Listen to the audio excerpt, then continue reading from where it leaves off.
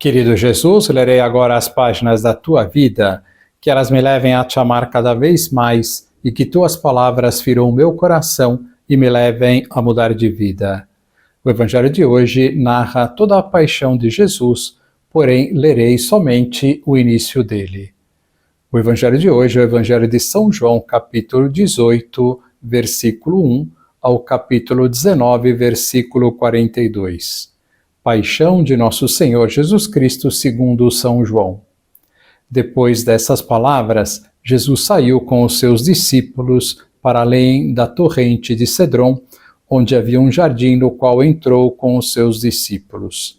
Judas, o traidor, conhecia também aquele lugar, porque Jesus ia frequentemente para lá com os seus discípulos. Tomou então Judas a coorte e os guardas de serviço dos pontífices e dos fariseus e chegaram ali com lanternas, tochas e armas. Como Jesus soubesse tudo o que havia de lhe acontecer, adiantou-se e perguntou-lhes: A quem buscais? Responderam: A Jesus de Nazaré. Sou eu, disse-lhes. Também Judas, o traidor, estava com eles. Quando lhes disse: Sou eu, recuaram e caíram por terra. Perguntou-lhes ele, pela segunda vez: A quem buscais? Disseram: A Jesus de Nazaré. Replicou Jesus: Já vos disse que sou eu. Se é, pois, a mim que buscais, deixai ir estes. Assim se cumpriu a palavra que disse: Dos que me destes não perdi nenhum. Simão Pedro, que tinha uma espada, puxou dela e feriu o servo do sumo sacerdote, decepando-lhe a orelha direita. O servo chamava-se Malco. Mas Jesus disse a Pedro: Enfia a tua espada na bainha. Não hei de beber eu o cálice que o Pai me deu? Então a coorte, o tribuno e os guardas dos judeus prenderam Jesus e o ataram. Palavra da salvação. Glória a vós, Senhor. Vamos olhar para Jesus, procuremos entender o que aconteceu com Jesus nestas últimas horas da sua vida. Como dissemos, ontem foi a última ceia. Naquele ano, a Páscoa caiu na sexta-feira e Jesus adiantou a ceia pascal para a quinta, porque morreria na sexta e inauguraria a nova Páscoa, a nova passagem de Deus na terra, para libertar-nos da grande escravidão humana que é a escravidão do pecado. A festa da Páscoa, que significa passagem, como já disse em outra homilia, já existia e comemorava o grande dia em que Deus libertou todo o seu povo da escravidão do Egito.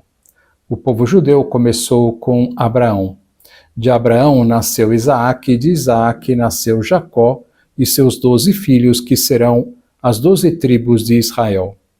Por motivo de uma grande seca na região, falando resumidamente, Jacó e seus filhos irão morar no Egito, sendo bem acolhidos no começo, porém tornando-se escravos posteriormente. Lá permaneceram 430 anos, sendo naquela época cerca de 600 mil habitantes. Moisés foi escolhido por Deus para liderar a libertação do seu povo desta escravidão. Para dobrar o coração do faraó, Deus enviou as 10 pragas ao Egito, sendo que a última foi o anjo exterminador, que matou numa noite todos os primogênitos dos homens e dos animais, com a exceção dos que habitavam as casas, onde havia o sangue do cordeiro no batente das portas. Deus instruiu o seu povo que fizesse naquela noite a ceia pascal e que untasse o batente das portas com o sangue do cordeiro. Nesta noite, o faraó deixará o povo judeu ir embora. Deus passou Páscoa e libertou o seu povo. Agora Deus passaria novamente e libertaria o seu povo da verdadeira escravidão, que é a do pecado. Depois que Jesus terminou a ceia, foi para o Horto das Oliveiras e lá esteve, segundo Ana Catarina Emmerich, das 9 da noite até meia-noite. A paixão de Jesus começará a partir da oração no horto, pois diz o Evangelho que a angústia de Nosso Senhor nesta hora foi tão grande que suou sangue. Qual foi o motivo desta angústia? Pois nesta hora todos os pecados dos homens recaíram sobre ele. O plano de Jesus vindo à Terra foi o de fazer-se homem, tornar-se o representante de todos os homens e fazer aquilo que seria o máximo que poderíamos fazer para reparar os nossos pecados cometidos contra Deus, sacrificar a nossa vida em reparação dos pecados. Porém, se dessemos a nossa vida para reparar os nossos pecados, isso seria insuficiente, pois nossa vida não é nada em comparação com a de Deus e com a gravidade do pecado cometido contra Deus.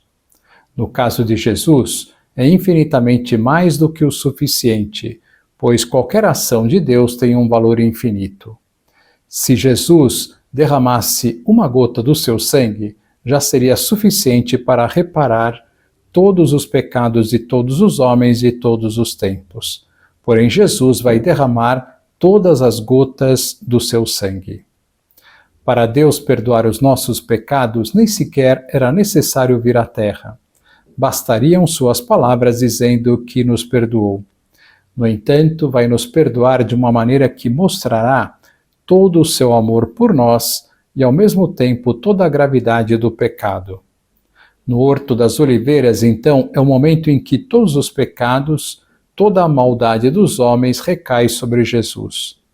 No final da oração no horto, Jesus será preso e, a partir deste momento, considerado como o mais vil dos homens, sofrendo todos os tipos de barbáries. Jesus, ainda nesta noite, será levado diante do sumo sacerdote Caifás, que proferirá a sentença de morte. Para que fosse morto, o levaram para as autoridades romanas. De manhã, Jesus será julgado pelo governador romano Pilatos, que, instigado pelos judeus, o condenará à crucifixão. Antes, Jesus será coroado de espinhos e flagelado. Cristo levará a cruz até o Calvário, que ficava fora da cidade. Ao meio-dia será crucificado e às 15h morrerá. Não fazemos ideia do sofrimento de Cristo, pois suas dores não foram só físicas, mas sobretudo espirituais, a dor dos nossos pecados. Para tentarmos entender esta dor, a melhor comparação é a dos pais vendo seus filhos se perderem e fazerem o mal. Quanto maior é o amor dos pais, maior é a dor que sentem. Como o amor de Deus por nós é infinito, a dor de Cristo pelos nossos pecados foi e é infinita, indizível, indescritível. Ultrapassou e ultrapassa de longe as dores físicas. Meditemos no amor de Deus por nós manifestado na sua paixão e que esta meditação nos leve a nunca mais querer ofender a Deus. Somos fracos, porém podemos fazer o propósito sincero e firme de nunca mais ofender a um Deus que tanto nos ama. Agora vos dou a bênção para este dia, a bênção de Deus Todo-Poderoso, Pai, Filho e Espírito Santo, esteja sempre convosco e permaneça para sempre. Amém.